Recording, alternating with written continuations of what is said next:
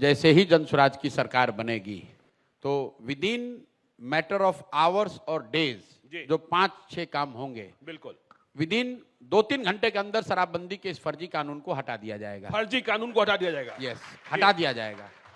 With in a day और to Bihar में 60 वर्ष से ज्यादा उम्र के सारे लोगों को, विकलांगों को, विधवाओं को 2000 रुपए पेंशन की व्यवस्था बहाल कर दी जाएगी।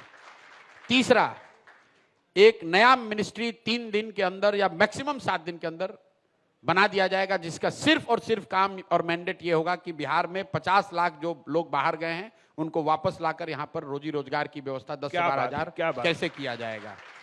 चौथा, 1 महीने के अंदर वो व्यवस्था कायम कर दी जाएगी कि हर वो ब्लॉक पंचायत जहां पर सरकारी स्कूल की हालत अभी खराब है, वहां लोगों को ये सुविधा दे दी जाएगी कि आप प्राइवेट स्कूल में अपने बच्चे का जनवरी से एडमिशन कराइए ताकि उसका फीस सरकार भरेगी। तो फिर सरकारी स्कूल खत्म हो जाएंगे? 5 नहीं खत्म होगा।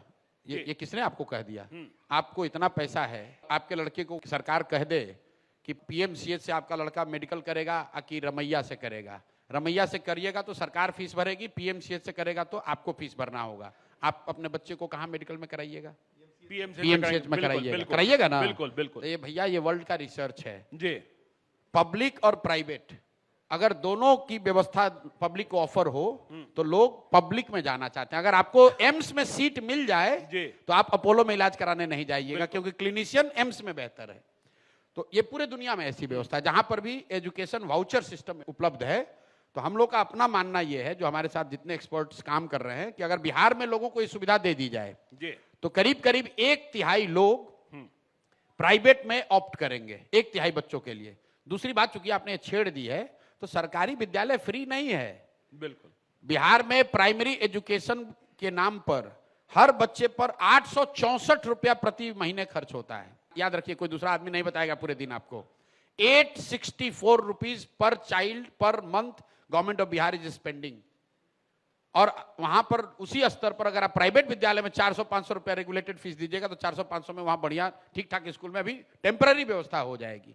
और अंतिम बात जो मैं कहने जा रहा था कि ये व्यवस्था हो जाएगी, इसके साथ मनरेगा को हम लोग कोशिश करेंगे कि 3 महीने में मनरेगा को कृषि से जोड़ दिया जाए, ताकि 1/3 जो कृषि योग्य जमीन है वह उसमें नगदी फसल की खेती होने लगे। आपको बस ये आंकड़ा दे देता हूं, बिहार में करीब 55 लाख हेक्टेयर जमीन है जहां पर खेती हो सकती है, कल्टिवेबल लैंड। उसमें आज सिर्फ 2 लाख हेक्टेयर में ही नगदी फसल होती है। आइडियली ये कम से कम 15 लाख से 20 लाख एकड़ होना चाहिए।